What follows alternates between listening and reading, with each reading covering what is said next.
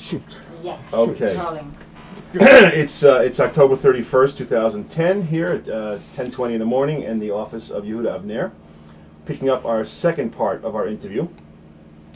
I'm Elli Wohlgelernter, and this is Yehuda Avner. So let's start with the momentous day in your life, November 3rd, 1947, the age of 18, and you have said goodbye to your family, and you get on a boat, the Aegean Star. Aegean Star. And your feelings as you get on the boat? The feeling I'm getting on the boat is excitement, anticipation, discovery. Remember that I'd been a child of World War II, locked up, isolated in the island of the United Kingdom from 1939. And now we're talking about 1947. And I, like most of my generation, had never been abroad before. And here I was with a group of friends on our way. We traveled through France overnight from Paris to Marseille. And there was this tub. It was more of a tub than a boat, I think. The reason why I say that, I think all in all, I'm comparing it to today's liners. I think it had 3 decks and the steerage. And it was I think November the 3rd, it was a Friday. At any rate, we traveled overnight. We took a taxi, we came to the docks. And there was the Aegean Star. And once we'd settled into our cabins, I use the word settle into our cabins, just the thrill of a cabin. As a boy, you read about cabins, but here I was in the cabin. Bunks, 3, 4, 5 of us at bunks. And then we went on deck to see the hustle and the bustle of the cranks and the chains and the lowering and the hiring of all the victuals and the whatever it takes to cross the Mediterranean. And then a yellow and green bus. It drove up and stopped by the boat, followed by another yellow and green bus. And out of it, there shuffled, I can't even say walked, there shuffled a group of people the likes of which I'd never seen before. Today you'd call them skeletal. You'd call them matchstick figures. They were survivors, Holocaust survivors, who were about to board this ship. The term of the day was not Holocaust survivors, but DPs, displaced persons, and displaced by the war, by the Holocaust, by the fact that displaced, in fact, none of them had any real papers. They had no country to go back to. If they had a country to go back to, they didn't want to go back to, because Europe was, for them, one big cemetery. And there they stood lining up along the wharf, and French officials had set up trestle tables and loudspeakers were barking at them, instructing them to line up in order, family by family. How many had families? Most of them didn't have families. And there, whatever papers they had was checked. And what papers did most of them have? I learned subsequently an international Red Cross document attesting to the fact that they were displaced persons. Most of them, it transpired, did not have visas to Palestine. I use the word visa it was not the term that was used in those days. The word was certificates. Everything was a matter of getting hold of a certificate for Palestine. And I, who had a British passport, with a student's visa inside, to me, that was my certificate to stay in Eretz Israel. I had no intention of going back to England, although by the terms of the scholarship which I had received to go to the Machon, the Institute for Youth Leaders, after 1 year I was to return for a few years and work in Zionist youth movements, B'nai Akiva. But here, inside, I decided that this was my entry ticket into Eretz Israel, and I'm not going to leave. Subsequently, of course, I did. However, vividly do I remember the captain of this tumble-down Greek ship called Aegean Star, standing there on the deck and looking down with utter contempt on these lines of people who were being processed to board his ship. And in later years I thought to myself, why that look? And it occurred to me that when he took his captain's certificate, however many years it was before, he didn't think that his ambition would be to carry people from a place where they were not welcome, France, to a place where they were not wanted, Eretz Israel. And it was probably the joint that was paying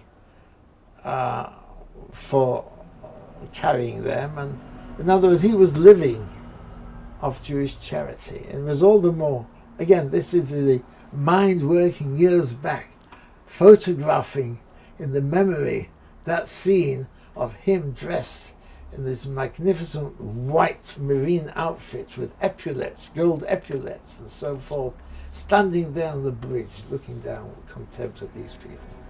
Up they came, and they were directed straight into the steerage. We, my friends, we were paying passengers, so there was no first class or second class. As I said, there were a couple of decks of cabins, and then there was steerage, and they were immediately directed into steerage. And I'm talking here maybe 100 and 150 people.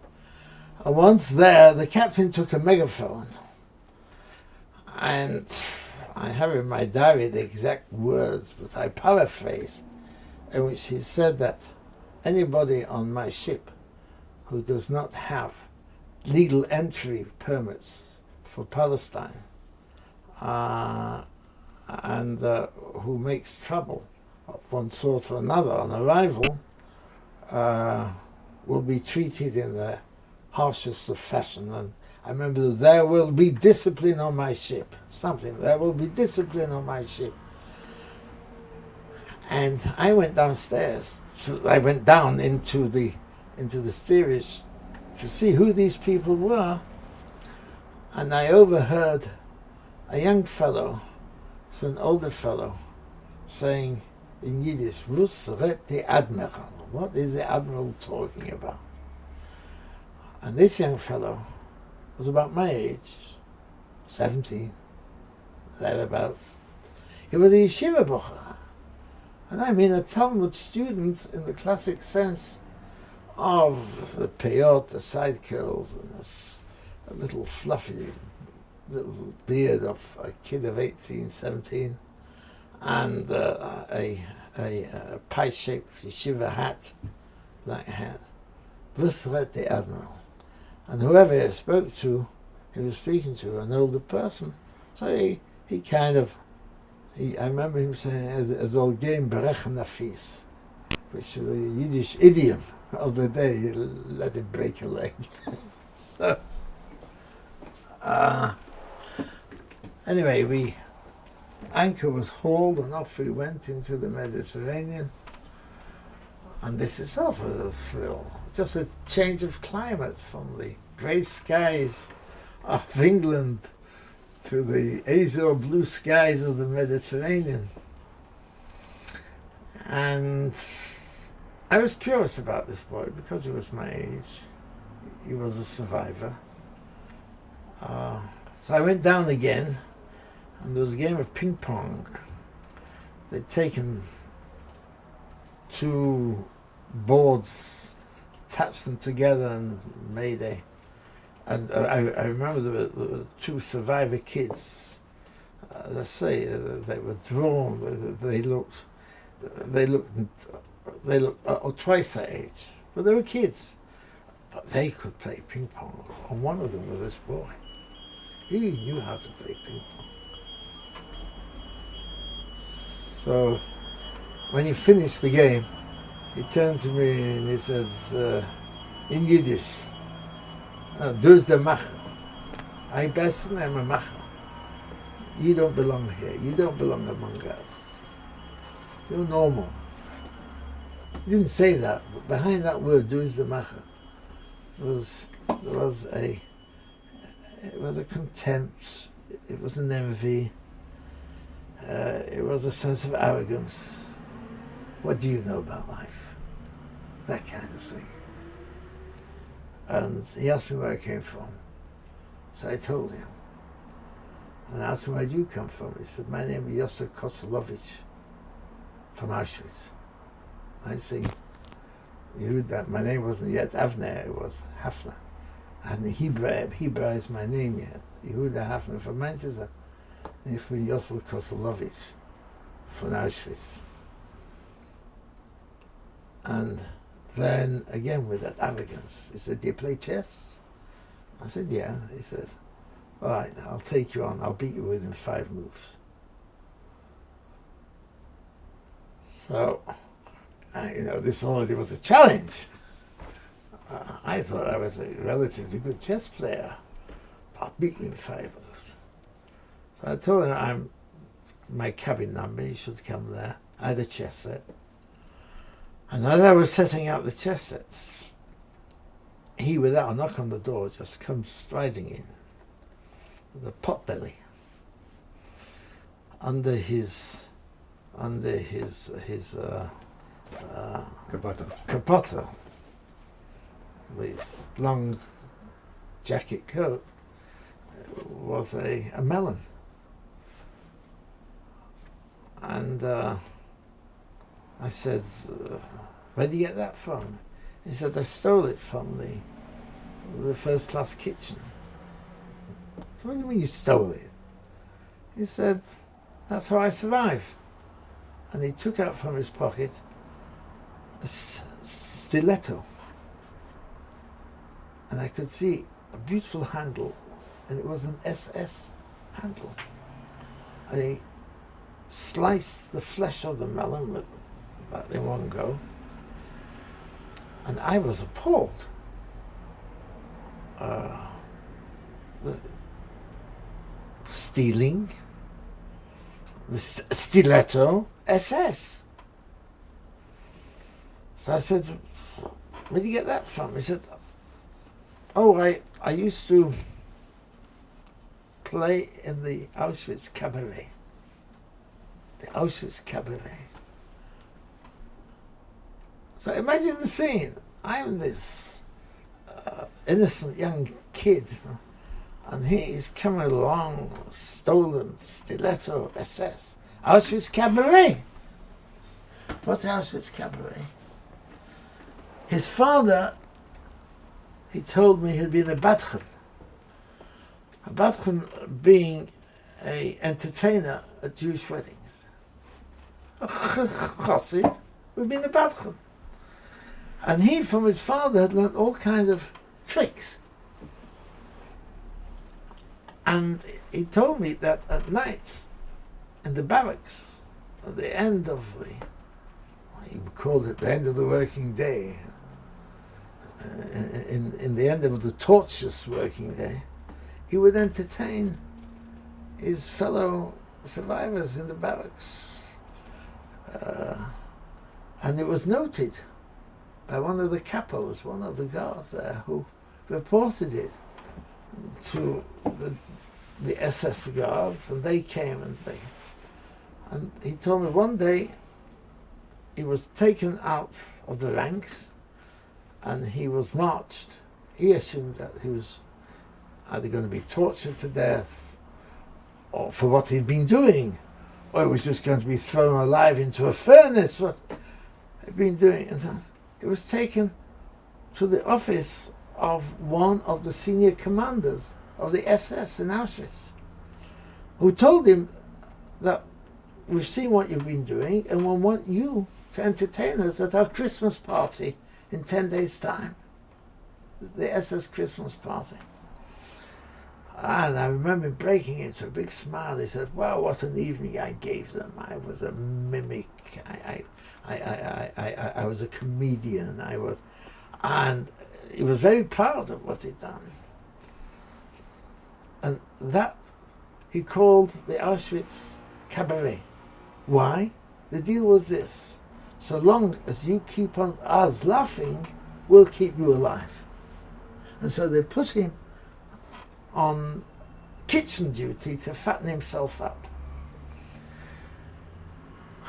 But then he got pneumonia or cholera or something. And he had to go back into the barracks. But he was starving crazy one day. And he knew the kitchen. So he sneaked back in and he stole some scraps.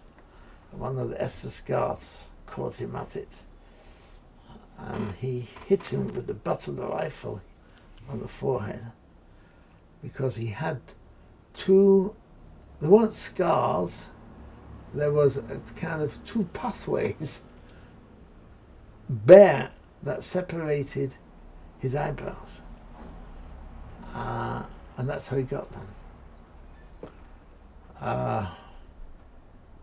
And then suddenly burst into tears when he told me this. After all the bravado, he suddenly burst into tears.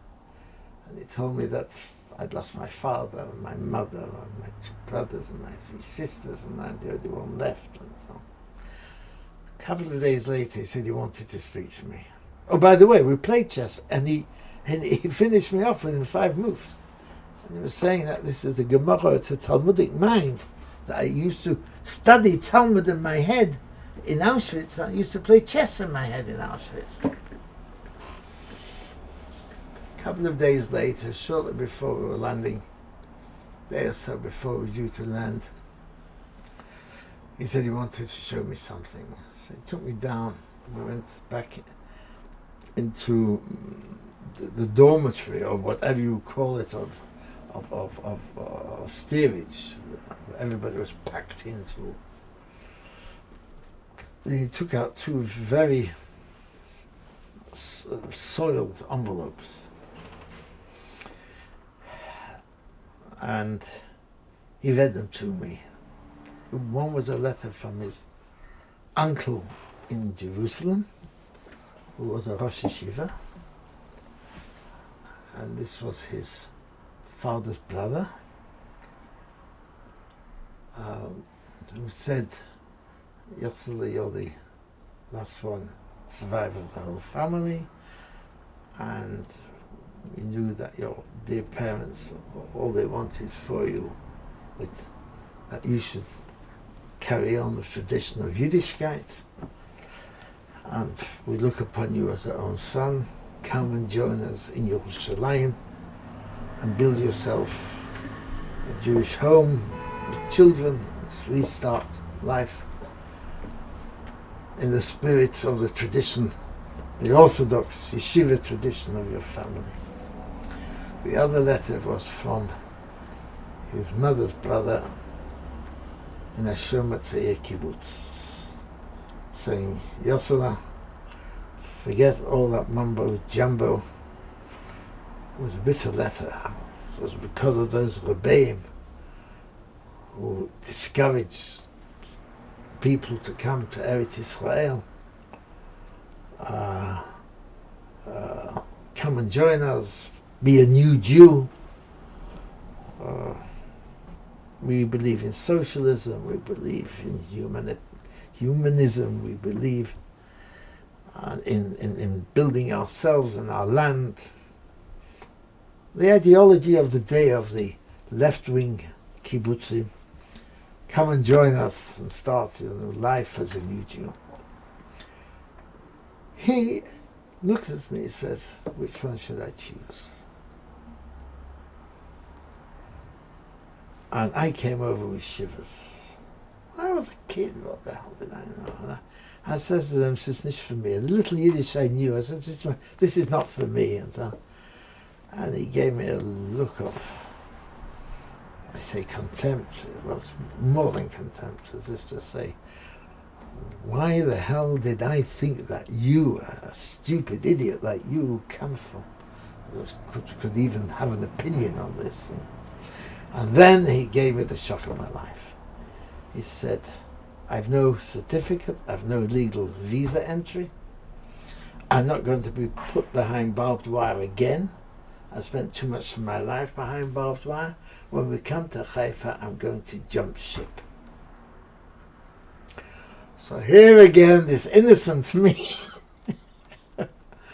the very thought of jumping ship. Lo and behold, we came to Haifa. That in itself, in those days, 1947, you stay up all night, all of you.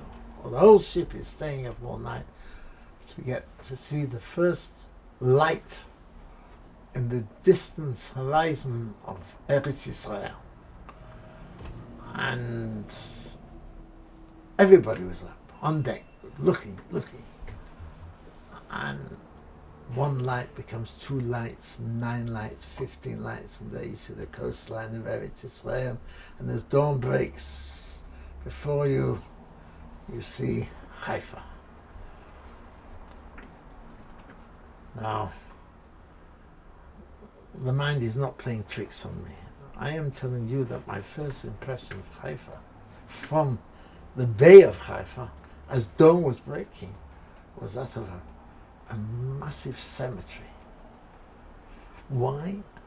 Because my eyes had never seen a hill, it's a mountain, of tier upon tier upon tier of buildings, some of them high buildings.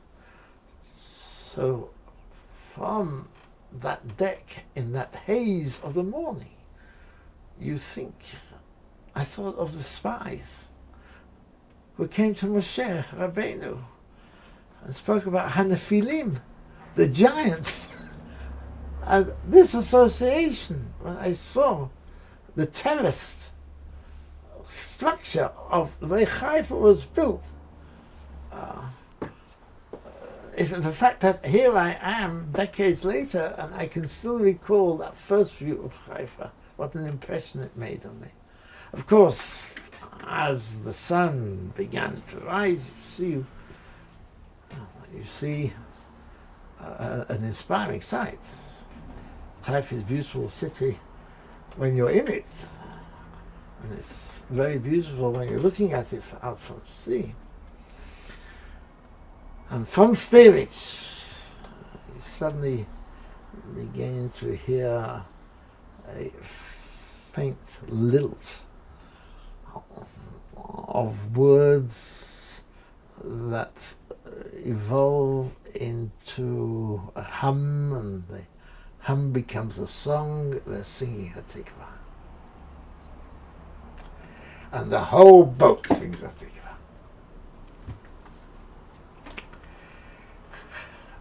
Next thing you know is you're anchored, you're on the wharf, the boat is tied, and lining the wharf are the 6th Airborne Division, Red Beret, British, crack troops, lining the wharf. All of them, the rifles at the ready. Behind them, in groups, are British police. They look invincible in their polished boots and their uniforms. And they're looking up at us lining the rails, and you could see the difference between the expression on their faces as they saw us, the passengers, and as they looked down and see the steerage. And when they see the steerage, in my mind's eye, my youth imagination, it looked as if they were about to receive a contingent of convicts, because they knew that most of them did not have papers. And then, in the most typical, characteristic fashion imaginable, a voice over the megaphone. Ladies and gentlemen, welcome to Palestine. Those of you who have legal entry permits, would you please line up at the dining room to be processed? Those of you who do not have legal entry permits, would you be so kind as to remain in your locations in steerage, and you will be processed eventually. Using the same word, meaning one is off the boat into Eretz Israel, the other one is off the boat into a detention, arrested. And nobody knew what the word detention actually meant. It could mean going to Atlit. Atlit was a detention camp. It could mean being shipped off to Cyprus. It could mean shipped off to somewhere. And who knew? And there we all were, we who had our official entry permits, lining up. And suddenly there's a commotion. And there is this Yosef Kosolovich jumping out of a lifeboat onto a deck right by the railing with a view to jumping ship. But unbeknownst to him, that under that lifeboat were two soldiers, British soldiers. And they grabbed him. And he kicked them away. And he got loose. And he began to frenziedly run about the deck. And the police and the soldiers were running after him, and the other DPs were throwing their baggage in the way of the soldiers and running after him as obstacles to him. And he was running towards a certain point where again there were a group of soldiers ready to tackle him. So he turned back and he ran up the steps to the bridge, and there the captain gave him a wallop across the back of his neck that just felled him. And then up came a number of soldiers, manacled him and dragged him off. And as he passed me by, there was blood from an ear. I remember he had a black eye and so on. And he spat at me and said, I'll see you soon, Macher. I'll see you soon, Macher. And that was, I thought, the last time I would ever see Yosel Kosolovich.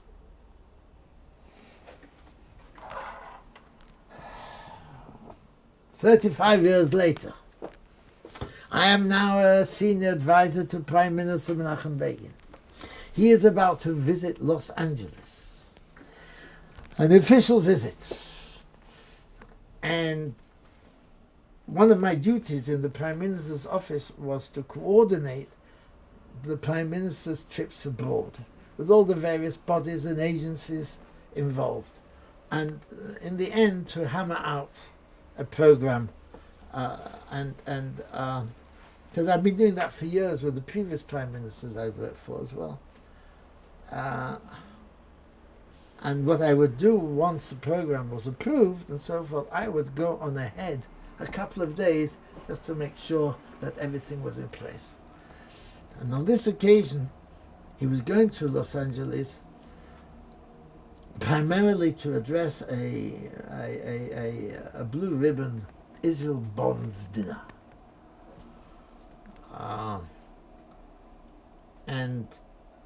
This was to be chaired by the then president of the International Israel Bonds Organization, Sam Rothberg. So Sam asked me, having arrived, he said, look, this evening we're having a pre-gala event gathering of the big donors, the big buyers, in order to drum up, warm up. He said, please do me a favor, come along and say a few words and so forth. So I go along to this razzmatazz mansion in somewhere in the suburbs of Los Angeles, where the event is taking place. Very diamond studded, if I may say so. When I'd finished whatever I'd said, I spoke for 10 minutes. The hostess asked me, I understand that you came out as a youngster to Palestine in 1947. What on earth made you do it? Leave the security of your family in England and so forth. And at one point, as I'm explaining, I described this feeling I had that we all had when we see this first view of Eretz Israel in 1947, which was all the more potent in its impact because you were with Holocaust survivors. And I mentioned on this ship called the Aegean Star. So a voice in about 150 people there said, Aegean Star? I know that ship. I was on it. Whoever said it spoke with a very heavy accent. And our hostess says to him, I think she called him Mr. K. She said, how do you come to be on the same ship in 1947, Mr. K? So he stood up, and there I see a man with dyed blonde hair, gold necklace, gold watch, gold bracelet, suntanned, country club suntanned, golf club suntanned. And he had 2 scars here and eyebrows. And he was wearing short sleeve, Los Angeles, California. And there was an Auschwitz tattoo on his arm. And I said, Yossel Koselovich? And he said, you're the kid from Manchester? Wow. Well, he told his story, how he joined his uncle and they left him in kibbutz. He'd learnt plumbing. He was wounded in the 6-Day War. He came to America to recuperate. He liked it. He stayed. He chose California because of the climate. He brought over his wife and 2 sons, both of whom have been officers in the IDF. And they liked it. And then he used these words. I'm a Zayda. I'm a Zayda. And that was in English with his brother, I'm a Zayda. I said, oh, very nice. Now, this was in response to my question, how have your sons settled down? Oh, they joined my business. We're now in the plumbing supply business. And we've been very, very successful and so on. And I'm a Zayda as well. They've given me, and so on. I said, yeah, who did they marry? He said, one married a girl from Utah and the other married a girl from Minnesota, somewhere where there are no Jews. And he must have seen and he said, yes, they both married shiksas, but this is America. And what do you understand, Macha, about these things? Went back to that, exactly the same tone. What do you understand, Macha, about these things? So, and then he added, Menachem Begin would understand, because he's a Holocaust survivor too.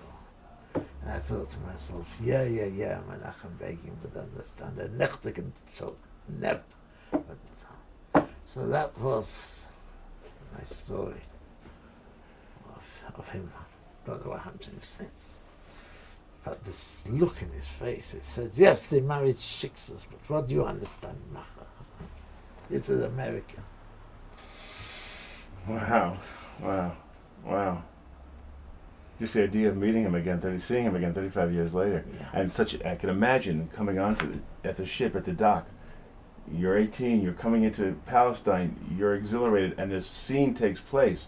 And of course, when you're at that moment, everything must be magnified. So this stayed with you, of course, because you're so aware of every second of everything that's going on. I wanted to ask you, the survivors in steerage, what kind of clothes were they wearing? Cast-offs. Nothing fitted them. This impression you had of matchstick figures and so on was only because there was something scarecrowish about them. Because the clothes were too big. The clothes were too big. They were charity clothes. There was almost. I would suggest that part of the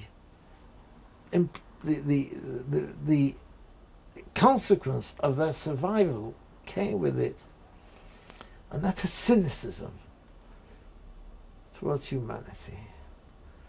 And this is why I, who came from the comforts, relative comforts, and the family security of England, this is,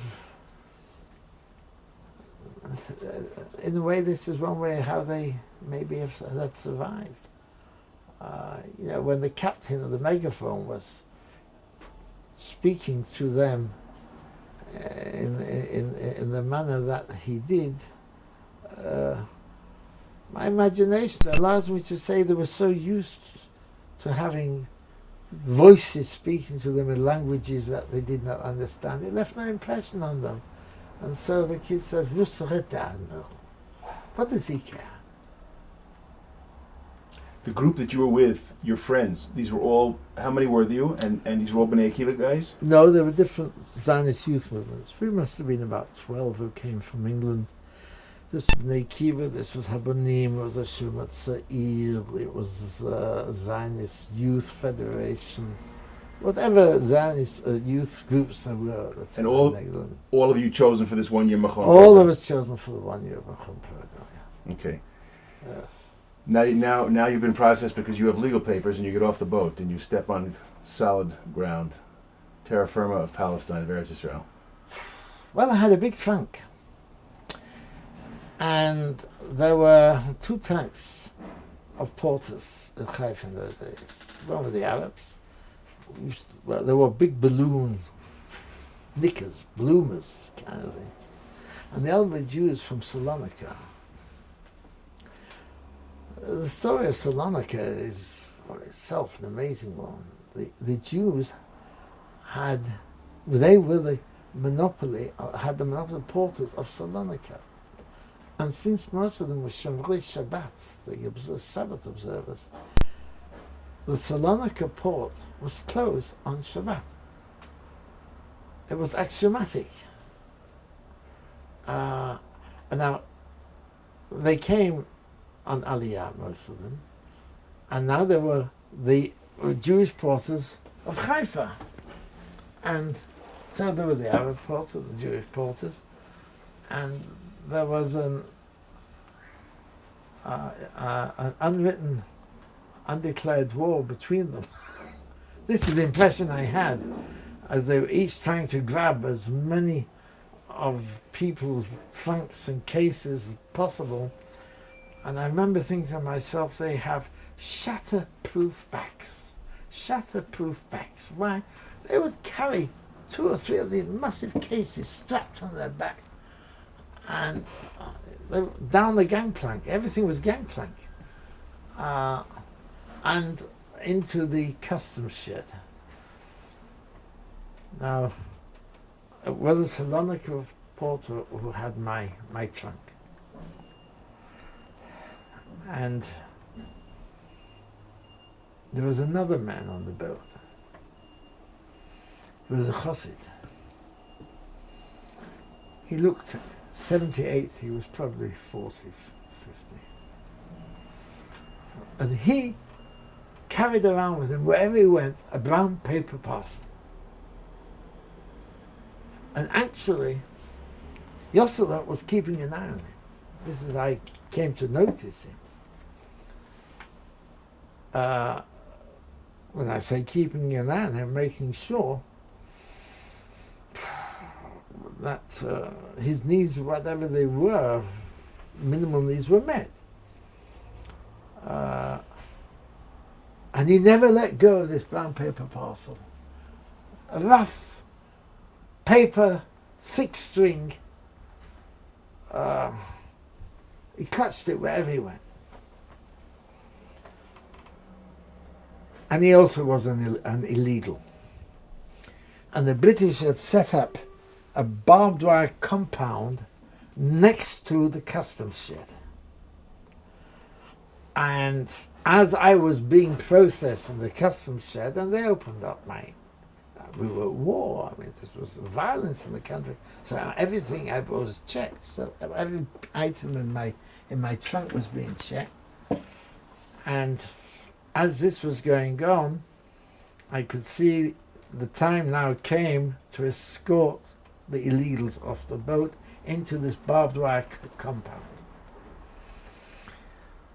And among them was this old chassid with his brown paper parcel. And the porter, the Jewish porter, as my goods were being checked, he was standing by, waiting to pick up my trunk and take me. There used to be a little bus station. There was a railway track, a bus station, a little bus station by the docks, to take me to the bus to take me to Yerushalayim. And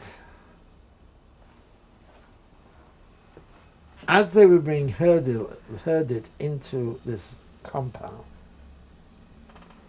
I see what looked to me a young soldier, British soldier, who was pulling this brown paper parcel from the grip of the old man, because everything of theirs was being checked as well. And this old man wouldn't let go of this parcel. And he was pulling and pulling until the parcel ripped open. And out of it fell a filthy talus, a tefillin bag. What probably was a Gemara, which was itself, you could see, was falling to pieces, and a crust of black bread. And this chassid went down on his knees, and like this looked up to heaven and said, Rabbeinu Shalom, was wilt von mir? What do you want from me, God? And in Yiddish he said, you've already taken Shendela, my wife, and Moshele, and Yitzchak. He goes through the names of all his families who had gone up with smoke in Auschwitz. And he said, this is all I've got left. Was filter from there. What more do you want from me? And this was with tears. And this kid soldier, the British soldier, was shocked. And the sergeant came over. I couldn't hear, he said something in his ear, but both of them got down on their knees and gathered together and retied the parcel and gave it back to him. And this Jewish porter said to me, never forget the words, in Ivrit, he said to me, Kacha nireh ha'am ha'yehudi hayom. This is what the Jewish people look like today. That was my first. And then you get on the bus and you start the ride to Yerushalayim, and everything fades. The yeshiva bacher boy fades, that scene fades, because you're now full of excitement as you're beginning to climb up to Yerushalayim. You come to Yerushalayim, and it was an hour before Shabbat. So the sun was already setting, beginning to set.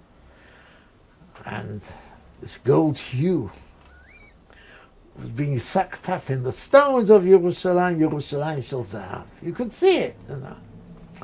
And we're on this bus down, taking us down Jaffa Road.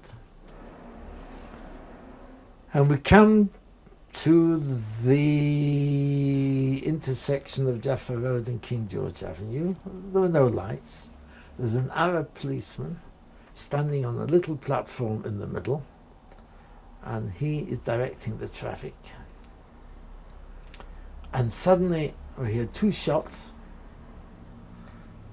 and two policemen come running in the bus stop, and the policemen stopping all traffic, and they're running across the road up to Strauss Street on the left. They disappear behind Strauss Street. And the driver who's in front is half standing like this to see what it's about. And he tells other passengers they've caught a man. And this man, they bring a kid. There was a kid in his teens, early teens, who had a whole pack of leaflets. And they have him, he's carrying the leaflets, but they have him by the scruff of the neck. And they're calling to the Arab policeman to alert, to bring along what they call a black Mariah, which was a police car. It was a police truck in which you put prisoners. I don't know what form of communication he had, but this kid, who was still holding the pamphlets, he suddenly threw them in the air, and you could see they were Irgun pamphlets. And, you know, they fluttered down. You look through the window and you see words to the effect of "Liberate Eretz Yisrael from the British oppressor," and sign Menachem Begin, head of the Irgun.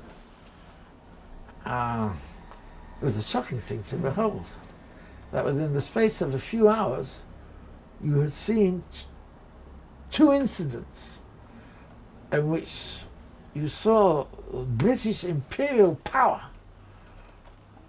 one on the boat, and now here you just come into Yerushalayim, and there they are. And then the bus continued along its way. It passed by what I now know to be the Russian compound, which was always a police station. And there was a poster of a coffin-like face. It was Menachem Begin. And the poster said, "Wanted, dead or alive, reward £10,000. Which in those days was a huge sum of money.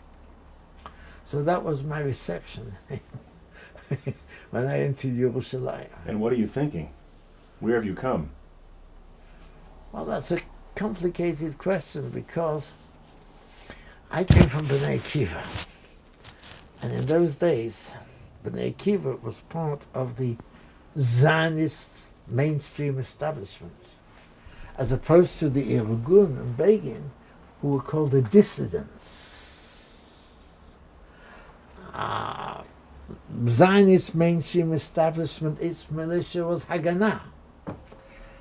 And so it was very confused feelings that I had when I saw, I was very well aware at the time of the conflict between Haganah on the one hand and Irgun and Etzel on the other. But when I came to get to know Begin in later years as Prime Minister, I could see absolutely no connection whatsoever between the image of the man then as the underground, ruthless commander of a dissident group, and this embodiment of what he called mamlachtiyut, of Israel nationhood, and also there was a gentleness about him that's impossible to conceive of him as being this, as I say, the ruthless commander that was his image at the time. And he was a ruthless commander. When I say ruthless commander, when his men were being caught, some of them were condemned to death, and he issued a warning that it'll be gallows for gallows. You hang our people, we'll hang yours. And as you know, came to it, he did hang 2 sergeants. And then the hangings, the capital punishment stopped. Let's take a little hafsaka. Can I give you water? Yes, and rolling. Okay, this is part 2, continuing here today on the 31st of October. So tell me about your first month in Palestine, Medina, Eretz Israel.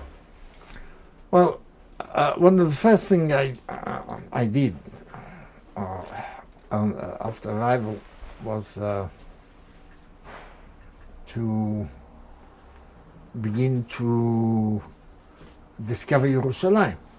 One of the first things you do when you want to discover Yerushalayim in the year 1947 is to go and visit the ruins of the King David Hotel.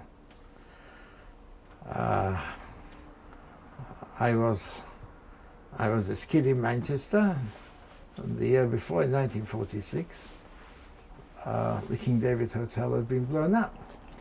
And the King David Hotel was an icon within the lexicon of British Empire.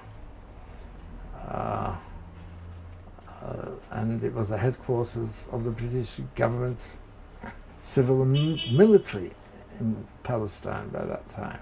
And the Irgun under Menachem Begin had blown up the whole of the southern wing. Multiple casualties, many of them Jews, were working for the British government. The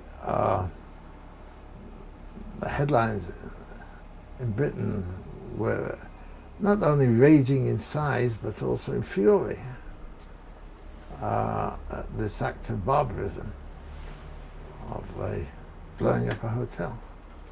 The King David Hotel itself was a fortress. It was surrounded by Bren gun carriers, as they called them, and barbed wire and netting against throwing hand grenades. All the windows were shuttered. And here the Irgun came one day in the guise of milkmen, and in their churns were dynamite, and they delivered the milk to the Regency Room kitchen. The Regency Room being still to this day one of the posh restaurants of Jerusalem. And warnings had been given. Now, when I say warnings have been given, you can look at the textbooks, and those who are ready to give a decent, honest hearing to why the King David Hotel was blown up will tell you that yes, warnings were given, that the 20 minutes or so beforehand, the Palestine Post, now Jerusalem Post, was alerted that they should inform the powers that be in the King David Hotel, I'm talking about powers that be, or the British powers that be, headquarters power that be, to evacuate the hotel immediately because it's going to be blown up. Those who know Jerusalem know that very close to the King David Hotel is a French consulate. And the French consulate will also receive a telephone warning telling them to leave their windows open because the King David is going to be blown up and against the windows being shattered. Firecrackers was strung at the entrance to the car park, to the car entrance to the hotel, to warn passers-by to keep their distance. So you can read about it. But to hear it from the mouth of Menachem Begin himself years later, as he told it to me, to his dying day, he defended his action of the King David Hotel. Why? He will tell you it was not an exclusive Irgun operation. By this time of 1946, an umbrella organization called the United Command had been established. The United Resistance Command it was called, consisting of the Haganah, the Irgun, and the Lechi. And this was a coordinated effort. And Menachem Begin will tell you that though Ben Gurion subsequently he criticized, he condemned the King David action, Begin would tell you he was a part of the decision for that action at the time. And why?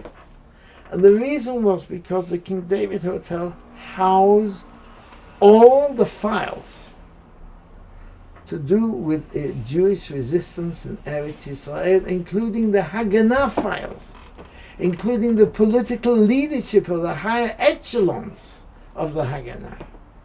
And so the Haganah was also, this he would argue, was interested in doing something in order to destroy those files. Because if those files were going to be acted upon, then many a leader of the Yishuv, of the Jewish community of the day, of mainstream leadership, would have found themselves under arrest and perhaps condemned to more than just prison. And so it was decided that this be done through the agency of the Irgun. And once it was done, and all those files were destroyed, the mainstream leadership of the Yishuv, led by Ben Gurion, condemned it roundly. Even described the Irgun as being a danger to the Jewish people. Now this I would hear later on, decades later, in the late 70s, early 80s, from Menachem Begin himself. And he was outraged at the hypocrisy. No. This was an amazing thing about Begin. Begin, when I asked him a similar question, he said, the guilt is with him, not with me. Amazing. Same he said, as we will talk, I presume, later on about the Saison and the Altalena and so on. He had a philosophy of life: a Jew must never ever lift a finger against another Jew. And if he does, אתה חייב לקבל את זה באהבה. It's not a Christian concept of turning the other cheek. It is never allow a situation to develop that might, God forbid, lead to civil war. This was an ethos that shaped his whole life, and then based upon a memory of 2,000 years ago when the Second Temple was destroyed. Why? Sinat Chinam. Unnecessary hatred. But he certainly must have known when, on the second tape, on October 31st, 2010. My question is, I understand that ethos of not allowing, in any situation, to create any kind of civil war among Jews. But certainly Menachem Begin had to know that when he was starting the Irgun and breaking away from the Palmach and the establishment, he was setting up something that could, in fact, create a division among the Jews. I don't think that would ever occur to him. The only thing that drove him in that time frame was a singular agony, an unrelenting passion. The knowledge, we're talking now about 1944, and there was this chasm of difference of opinion between these two extraordinary courageous figures, David Ben-Gurion and Menachem Begin. David Ben-Gurion, he coined the phrase that we must fight the British as if there was no white paper, and you can ask me what is a white paper, or you can explain it yourself, and we must fight the war against the Nazis. I've got this wrong. Yes. We have to Start again. fight the war against the Nazis as if there's no white paper, British white paper, and we have to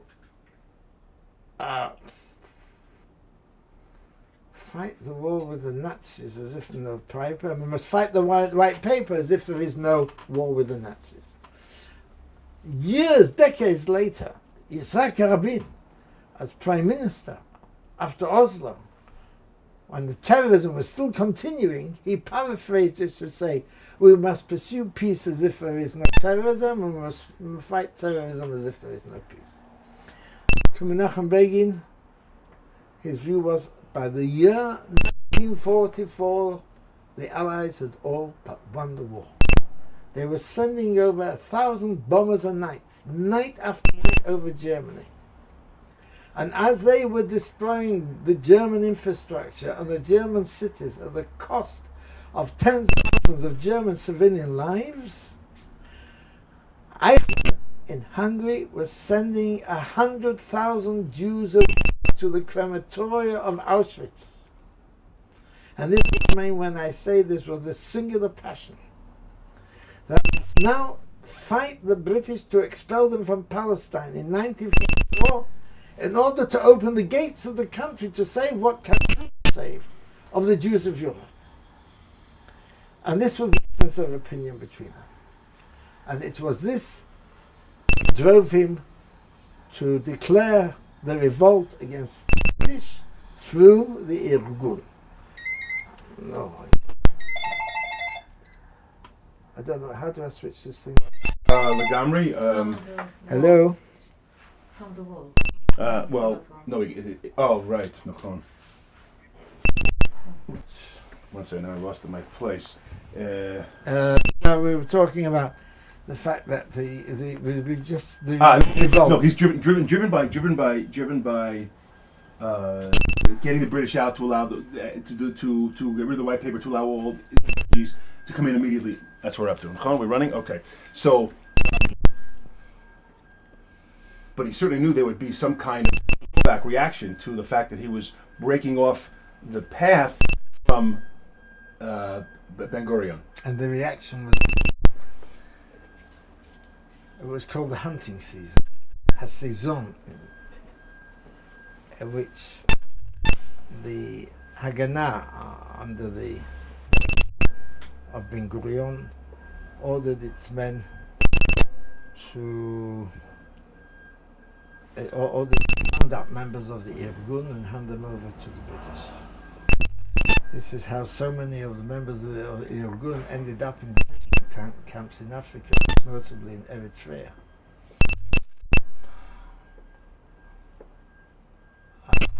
Again, what's the most important decision you ever made in your life? And the first thing he said was that all the men in 1944 not to resist, as you were taken prisoner by the Haganah. The natural instinct of a man is number one, resistance, number two, vengeance. He would allow neither. This was a time when not only they were detained by their own Haganah to the British. You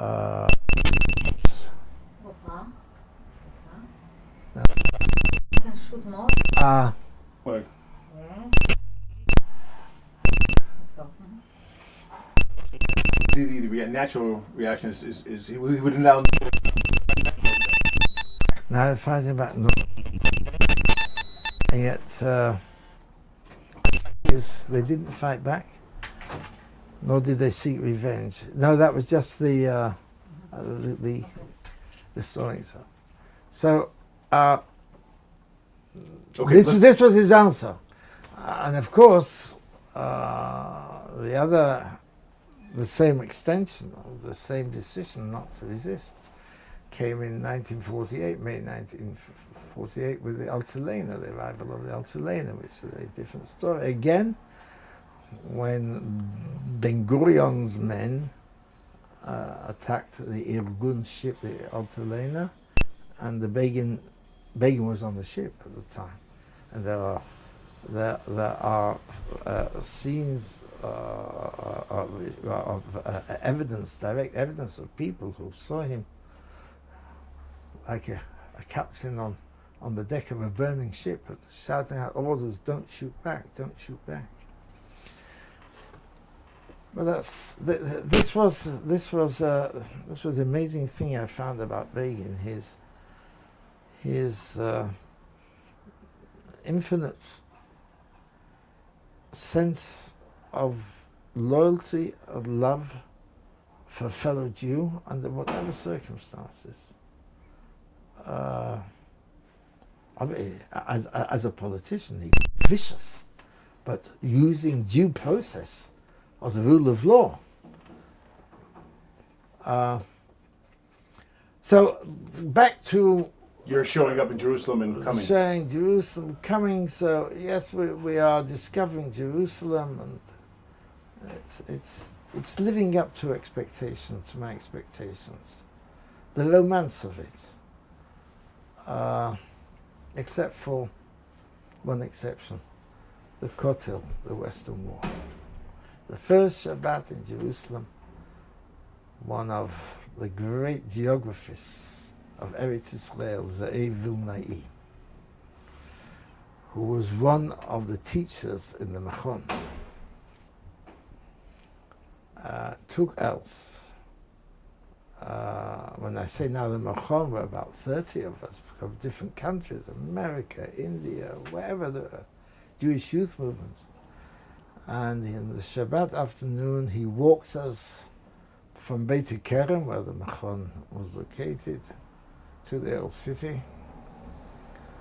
And it was a gloomy, grey, dreary, drizzly day.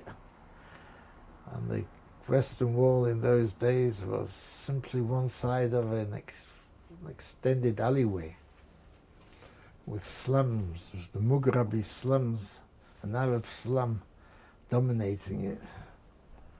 And I looked and all I could see were these big stones. And I thought, this is the wall about which I've been hearing about, longing to see ever since a kid. Of course, 20 years later, after 1967, the wall came into its own. It could breathe. All the slums had been cleared away, and you had this. But that was my first impression of the wall. The old city, filthy, a warren. When I look today at Jerusalem's Arabs, they're as well kept and as dressed as any Jew. In those days, everybody was poor, except for a little enclave called Rehavia. Rehavia is where the German Jews of the 1930s, they'd actually built Rehavia. And where you now have the little park with the giraffe, it was called the tennis platz. They had tennis courts there. And everybody was called doctor. Nathan Alterman, the great poet of the time, described Rehavia because he wrote a poem called Doctor Mul Doctor Gar. Doctor facing doctor lives. There were adjacent doors, always doctor this and doctor that. But Jerusalem was, it did live up to the grand romance. The hills round about. We used to go walking what are now dense urban neighborhoods. then open fields and hills and rocks. But in the background there was always a shootings. And now talking about the end of 47, beginning of 48. You could hear there was an incidental sporadic. It's really unnerving. It became, because it was always over there somewhere, until Dir Yassin. Dir Yassin? No, first of all I have November. It all began, the first shot was fired on the 29th of November 1947. Why? I have a page in my diary of the 29th of November 1947, and it's called The Great Day. What was so great about November 29th, 1947? That was the day of the historic United Nations partition resolution, where the UN decided that Eretz Israel, Palestine, should be divided into an Arab state and into a Jewish state. And you knew the vote was coming up that week. The whole Jewish world knew the vote was reaching its climax that week. There had been multiple inquiry commissions leading up to that date. There had been British inquiry commissions and United Nations inquiry commissions and general inquiry commissions, and ultimately it went to the United Nations. The British threw in the towel and said, we can't govern this country anymore, to which Menachem Begin would take credit for that, and to this day there would be a debate in Israel. Who seizes the high ground of moral authority of having been the ones really to expel the British? And that debate is not over, and never will be over. Was it the Ben Gurion philosophy of waiting for the right timing and then meantime building up a very, very serious military force, a militia Haganah, or was it the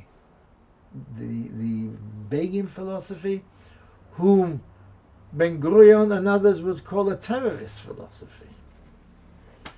And Begin would swear it was not a terrorist philosophy, that the targets that were hit were not deliberately civilian targets, but always the targets that represented the power of the British, whether it was police stations or military installations or what have you. The argument will never end. I can almost say it was reignited in a sense by the assassination of Yitzhak Rabin 15 years ago. But here we are, and when I say the great day, I don't say November the 29th, I say November the 30th. Why? Because November the 29th was Shabbat. May I read to you very quickly a section of what I wrote?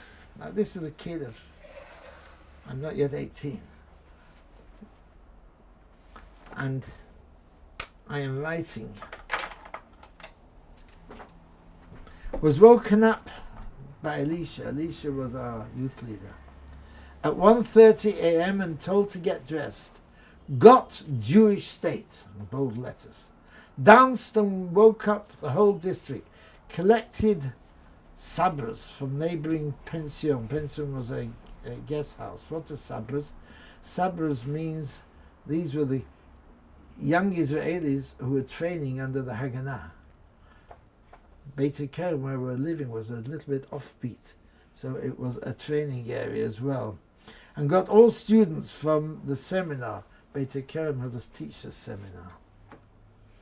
danced like hell, went to Cafe Riva, it was a cafe there, got 3 drinks, got drunk, danced in front of a park till 5, there's a park there, went to sleep, woken up at 8 with a headache, got dressed, went to town, terrific rejoicing, blah, blah, blah, blah.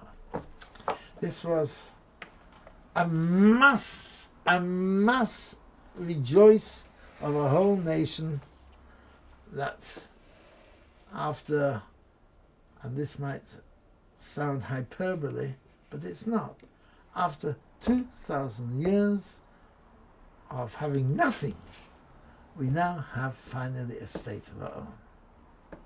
In other words, if I would put it philosophically, whereas for those 20 centuries, we Jews were always the object of history. That is, an object where others made the decisions for us. As of that date onwards, we suddenly become again the subject of history, where we make the decisions for ourselves. So we have a state to look forward to, and it is going to come into being at midnight on May the 14th, 1948. So, what were people saying in the streets, dancing and drinking? What were they talking? How the fear, the optimism, the pessimism? What was? On this day of November the 30th, Sunday, 12 Jews were killed on buses in different parts of the country. The War of Independence had begun. It was in no way organized, but Arab resistance, its seeds were now planted. And it was to grow with the months. And in Jerusalem, this was reflected in the fact that the road, the Arabs cut the road to Jerusalem. Jerusalem then had one road to the coastal plain to Tel Aviv. It was a narrow ribbon that zigzagged through the Judean hills. And around every bend, the Arabs set up ambushes. The only traffic that could now travel could be in convoy.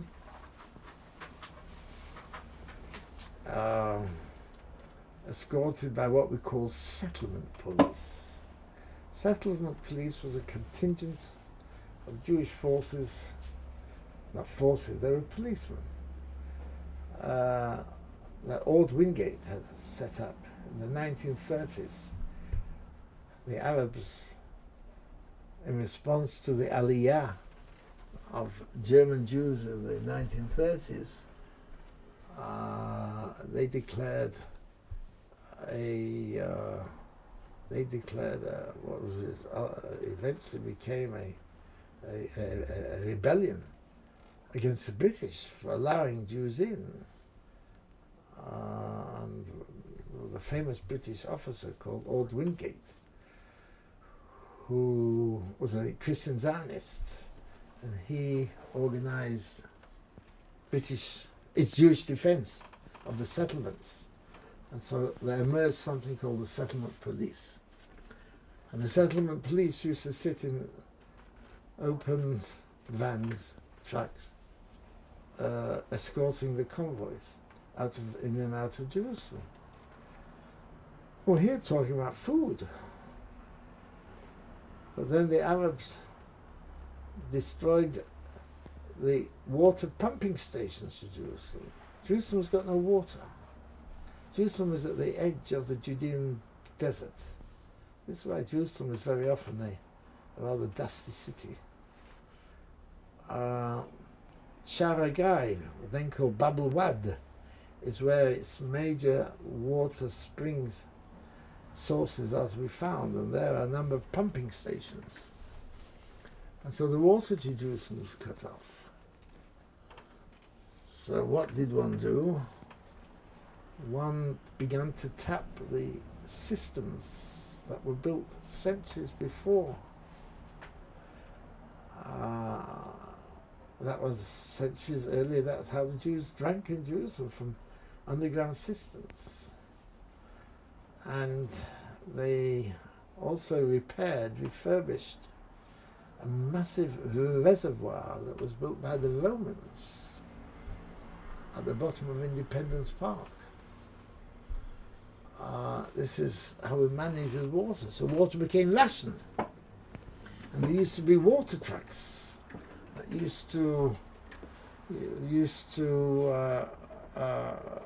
pulled mainly by the donkeys and mules, used to go from neighborhood to neighborhood, and you queued up with your buckets and your jerry cans, and you filled up with water for the day.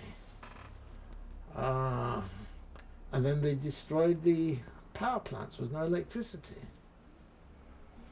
So Jerusalem came under siege.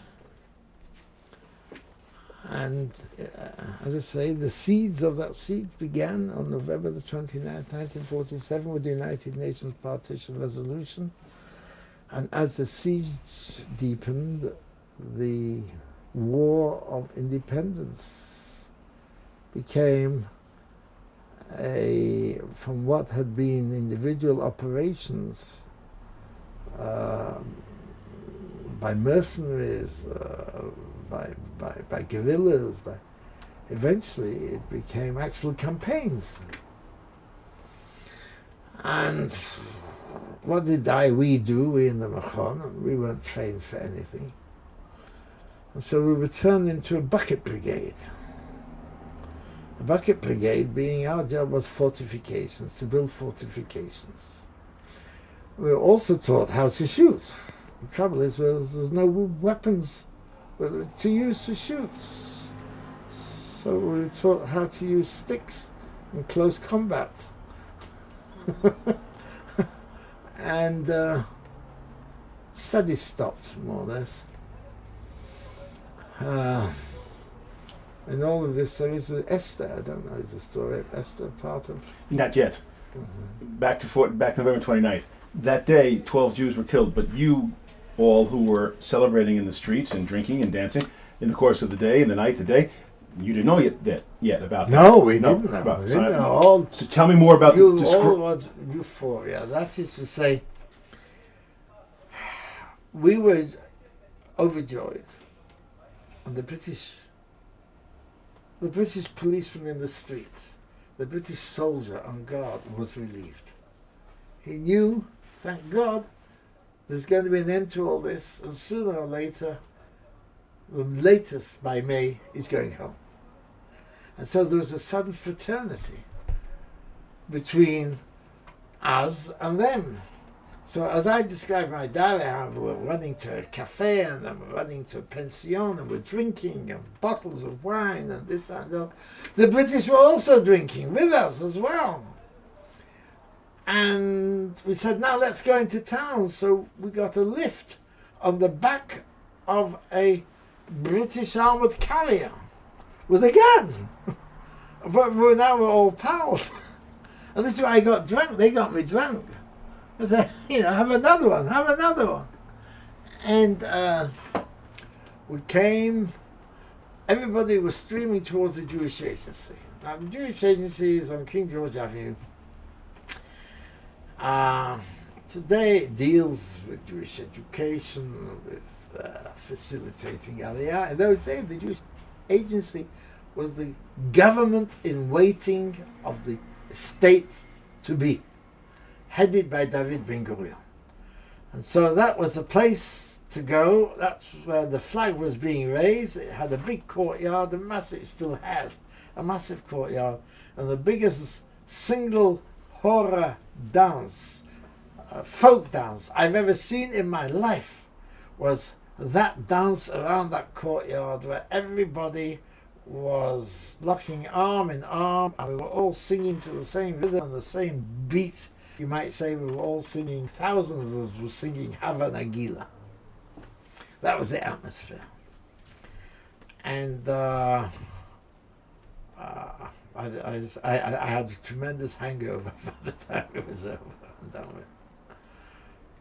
You were greeting people, friends, hugging, kissing. We weren't friends. We were just hugging anybody. It was I remember V-Day in England, the day that the Germans capitulated, unconditional surrender. It was the identical atmosphere in Jerusalem on that day. Anybody and everybody became your friend. All of us singing and dancing together, and yelling and shouting, and the night was over. A new dawn had begun. The sun was beginning to rise, and 2,000 years of Jewish homelessness are over. That began with pogroms and ended with gas chambers. Done with. A new beginning. Nobody thought, none of us thought, that this was going to be the beginning of a new war, the War of Independence. David Ben-Gurion knew. Decades later, I would be in forums where these matters were discussed. When I began working for Yitzhak Rabin, who already had been in the Palmach, which was the commando units of the Haganah. He was an officer in the Palmach then. How old was he? He was a few years older than me. But he is the one who eventually broke the siege of Jerusalem. His brigade, the Har El Brigade of the Palmach, is what eventually broke the siege of Jerusalem. And the visitor to Israel to this day will see on the side of the road what is now a monument to those trucks that broke the siege and that were destroyed in the process, trying to bring food to Jerusalem under Yitzhak Rabin's command. So there is high drama here, but when you're living it, you don't see it. It's one of the absurdities I've learnt about history, that those who are actually making it are unaware of the theatre in which they are engaged, and it is theatre only when you look back on it in retrospect. While you're doing it, it is either this optimism, this euphoria, which is endless, which there is a new world afoot, but only he above knows what the next chapters are going to be. Exactly the same when in May 1948, when statehood itself was declared. The absurdity of we who were in the trenches had no idea that it was being declared. Didn't even know its name, the country that was going to be declared. So that is November, and suddenly you hear a name, you know the name, and he's been wounded. He was going to see his aunt in Tel Aviv. What? Wounded on the road to Tel Aviv from Jerusalem? And then you hear kibbutz, kibbutz, Kfar Etzion. You've been there. It's a Bnei Akiva kibbutz, a new Bnei Akiva kibbutz, kibbutz Dati, That is also under siege. And then one day you're approached by somebody, you don't know who he is, what he is. He said, "Do you have any sneakers?" In those days you called them plimsolls. He said, "Yeah, I've got sneakers. Can you lend them to us? You'll get them back within a week." So you lend them this guy the sneakers. And then you get to hear a report about 35 young fellows who had tried to walk with your sneakers through the hills to Kfar Etzion for reinforcements to Kfar Etzion. You never get your sneakers back. And then self-defense mechanisms come into play. Otherwise you can't cope. And you never think that you're going to be the next victim, but you're not surprised that that fellow whom you met a week ago has become a victim. This is the only way you can cope. And suddenly there's no time to cry because the escalation is intensifying.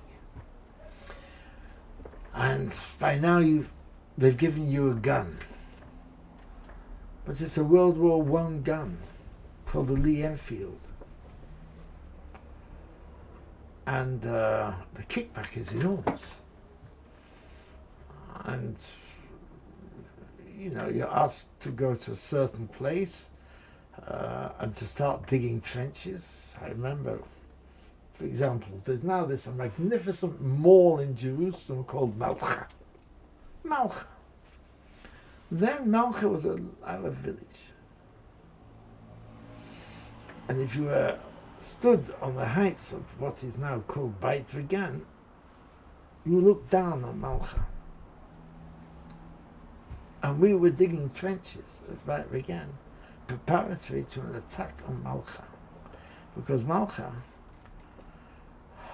was sending mortars over to Beit Vegan. Beit Vegan was one lane with a few houses. But there was an attempt, clearly, to capture Beit Vegan, to capture that height which Beit Vegan is. And nobody knew, is the attack on Jerusalem going to come from the east, via the old city, Arab Legion, Jordan, or is it going to come from the west? And here the Iraqis were coming in enormous numbers. And Beit Vegan is the west. So our job was to dig trenches Beit Vegan, and then suddenly they start shooting mortars at you, and then and you're boys and girls. You're not men and women, you're boys and girls. And you run for your life. And the one little girl, I remember Batia, this was already late spring, so the thistles were turning from green to brown. And I remember we were being mortared, shelled, and so we ran down into the valley, and she stumbled, and I remember dragging her down the hill through these thistles and so on. And food became so scarce. When food becomes scarce, then you start eating things you shouldn't eat. And then it affects the stomach. And then you start getting diarrhea, dysentery. What kind of things? Diarrhea. No, what did you eat? Unripe fruit in orchards. A weed called chubeza. It was a plentiful weed. Winter rains had all but finished, and the mountainsides were green, and there was this weed which they said was edible. And if you cooked it long enough, it was supposed to taste like spinach. But it was very stringy, and it was very sticky. And because it was sticky, stringy, then when you were plucking it, you were plucking all kinds of other things with it as well. So, but then a sense of humour of its own, unique to hazard, emerges. And I remember when water was cut off and there was diarrhea, shilshul. Somebody wrote above the toilet bowl, I can still remember it, an arrow pointing down to the bowl, and up above it wrote, non pullum chainus, non aqua. A play, of course, on the Latin, don't pull the chain, no water. Yeah, there were moments of black humour then. And the Bikur Chalim hospital suddenly became a factor in your life. The Bikur Cholim Hospital is the only downtown Jerusalem hospital. And you became aware of the fact that there is a morgue there. Because wherever you pass by the area of that crossroads of King George Avenue, Jaffa and Rehov Strauss, where the Bikur Cholim hospital is, all you heard was screams and moans.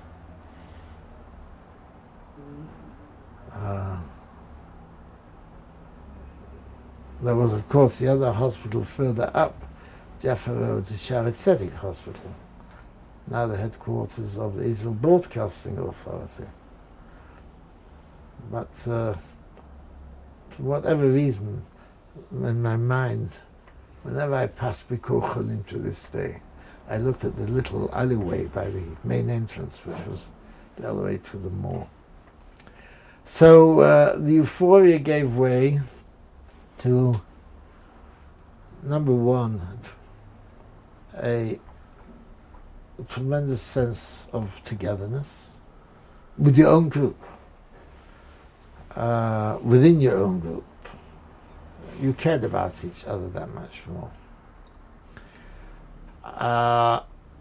Never a sense of defeat, the concept of defeat. I was too young to think of defeat. I'd just come through World War II, Churchill's World War II. And I was constantly, consciously or unconsciously, comparing Britain under the Blitz and Jerusalem under shell fire. The difference between the two is, in the Blitz, there is an alert that tells you that the German planes are on the way and you go into the shelter. Shelling, there's no alert. You hear the scream, and you know that if you've heard the scream, that the shell is already past you. And most of the shelling was done from Nebi Samuel, which is the highest hill overlooking Jerusalem. Now it's a major neighborhood, Jewish neighborhood. But the Jordanians set up shop with their cannon on Nebi Samuel. And I was no great hero. I didn't run away, but neither did I lead the charge. Another thing was, you are aware that the family in Manchester know nothing about your fate. There's no post, there's no telephones, totally cut off. And I'm the youngest of 7. I'm the baby of the family. And you know you're okay, but they don't know you're okay. You know the truth, but they only read the British media, who left the country in utter chaos. Utter chaos. The first thing they did was to cut postal services. The second thing they did was to kick this new upstart little state called Israel out of the sterling bloc. The dollar then bowed its head to the power of the sterling, the British Empire sterling. And so our money became worthless. And in Jerusalem, I've still got somewhere, the first stamps, there were JNF stamps with a overprinted on it was Doha, just the word Doha. And then another stamp appeared which was called Doha Ivri. People didn't know the name of the country yet. So they called it Doha Ivri, the Hebrew post, Hebrew mail.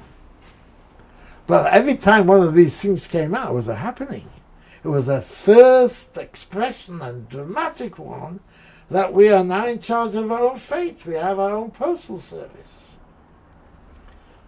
So these were the anxieties, but the overriding factor into which everything else was subsumed, was hunger. And as I say, sometimes when you're hungry, you eat irresponsible things. Also, we're all smokers in those days. Everybody's a smoker in those days. No cigarettes. Ho-ho. It is impossible to describe, those who had cigarettes. We call them fags. The value of a packet of cigarettes. I have in my diary, when I finally get out of Jerusalem to Tel Aviv, which had been virtually untouched by the war, I call it the land of cigarettes. Well, I've not been smoking now for more than 30 years, so I can say. When you're dancing around in 1940 in Kuf Tepe November, in the euphoria of that day, are you thinking about your family, your friends in England, and to say, oh, I have to tell them to come move here right away, this is happening?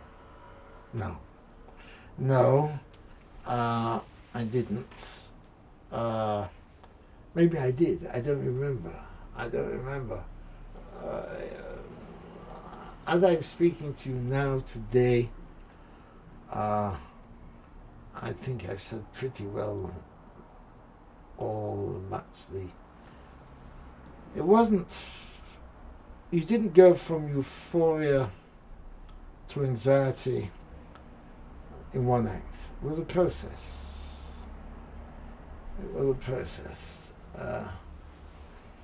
The fact is, the leadership knew there was going to be a war. I've mentioned before, when I began working for Rabin, when he was ambassador in Washington in the late 60s,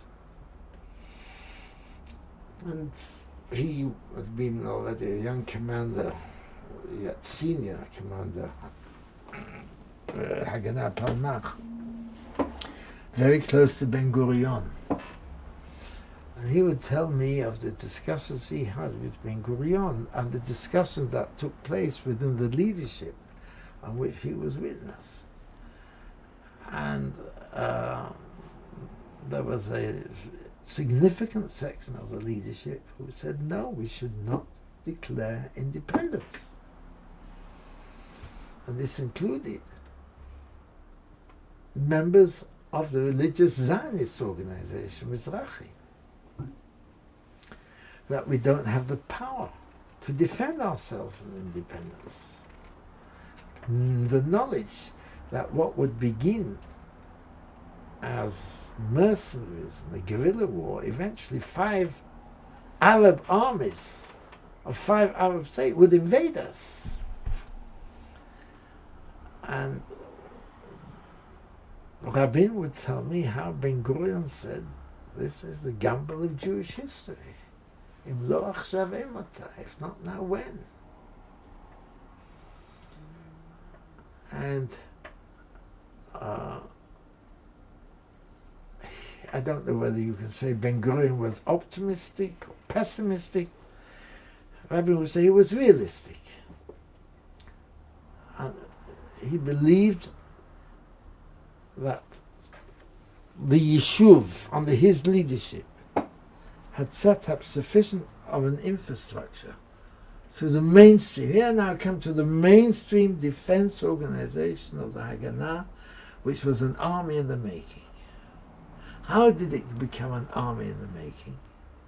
Because during the war, there was a deliberate policy of the leadership to encourage young men to join the British Army to fight against the Nazis. To gain the experience. Eventually, this morphed into what became called the Jewish Brigade, which again had its own drama. This was the first time that a distinct Jewish unit with its own flag, a Magen David, and the symbol of the Jewish Brigade was a Magen David here on the upper arm. all this was part of this vision that yes, the day will come when we have to fight for our freedom, and yes, we have to fight the Nazis, and we shall fight the Nazis if there's no white paper, we shall fight the white papers if there's no Nazis. And hence you had over 30,000 young men and women who joined the British Army to fight the Nazis, in the course of which they gained tremendous experience in how you set up an army. And so he felt there was a reasonable chance that we can withstand ultimately the invasion. And not only did it become a reasonable chance, but if you compare the original 1947 partition map of the United Nations, which sliced up the country into sausage-like areas, wherever there were Jewish settlements, that became Israel. Sounds familiar, doesn't it? And wherever there were Arab, that was Arab. But for example, in Western Galilee, there was virtually nothing, so that was to be part of the Arab state. Jaffa was to be part of the Arab state. There was even discussion about the whole of the Negev being part of the Arab state. And in the end, when the war was over, in 1949, our state became over 70% of the area between the Jordan River and the Mediterranean Sea. And I have to say, when the Palestinians today insist upon a state which will be within the borders of June 1967, they really mean the armistice lines of 1949. And then they say, look, you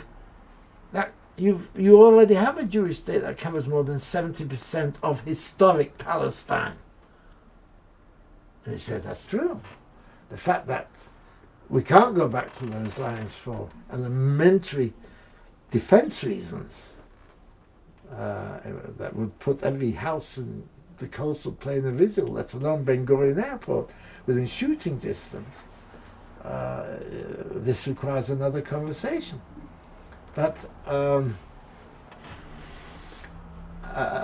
all this, of course, is the wisdom of hindsight. As it was happening, then legends began to grow. You begin to hear legends. Now, there may be, I don't know if there was a ministry of propaganda. It sounds a strange term today, but in the Britain I was brought up with in World War II, there was a ministry of propaganda. So I don't know if there was a deliberate ministry of propaganda, but you began to hear legends of Negba, Latrum. Even within the religious Zionist world in which I was, Tirat Tzvi fought off a tremendous attack. Beirut Yitzchak. I was in Beirut Yitzchak during a ceasefire. It was totally flattened. Everybody was living like moles underground. They even had a little shul underground. Eventually, they transferred the whole settlement elsewhere. Kfar Darom was evacuated.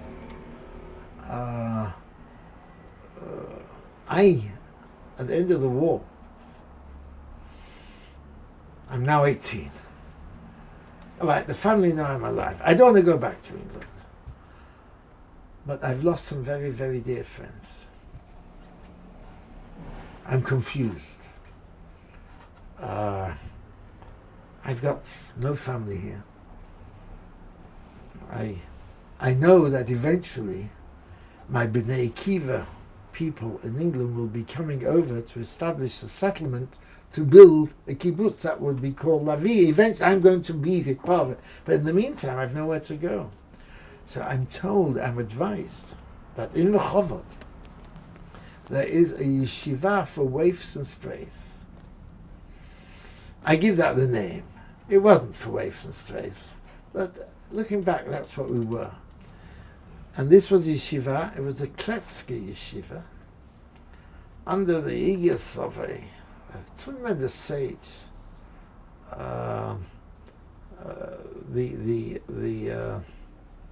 The actual Rosh Yeshiva that we had was a man who became the chief rabbi of Rehovot. His name was Bar Shalom, tremendous man. Breuer, Mordechai Breuer, another name. He was one of our teachers. But who were we? These were the men folk of Be'erot Yitzchak, of Kfar Darom, of Gush Etzion, the survivors of Gush Etzion, Kibbutz, Kfar Etzion. All its male population was slaughtered, massacred. There are only 4 survivors of Kfar Etzion itself. But then there were 3 other kibbutzim there. One of them was Shomatzeir. But the other 2, the men folk were first of all were taken prisoner and then they were released. We were all learning together. I didn't realize at the time we were all sitting learning together because they were waiting, just as I was waiting for the English guys when they gave it to come to form the Garin that was going to establish Levy. They were waiting to re-establish afresh the kibbutz, their own kibbutzim that had been destroyed. So there was a unique atmosphere in that yeshiva. None of us really knew how to learn. All of us were on tenterhooks, one form or another, but we had such tremendous rabbanim as teachers that when we meet, as we do occasionally still, we still remember those days as being the most beautiful days of our lives, sitting there and learning and so on. And how did I come into the Foreign Office? Where was the seed planted? A guy like me would go eventually into the Misrad HaChutz in the Foreign Service. And that's where we'll pick it up in our next session.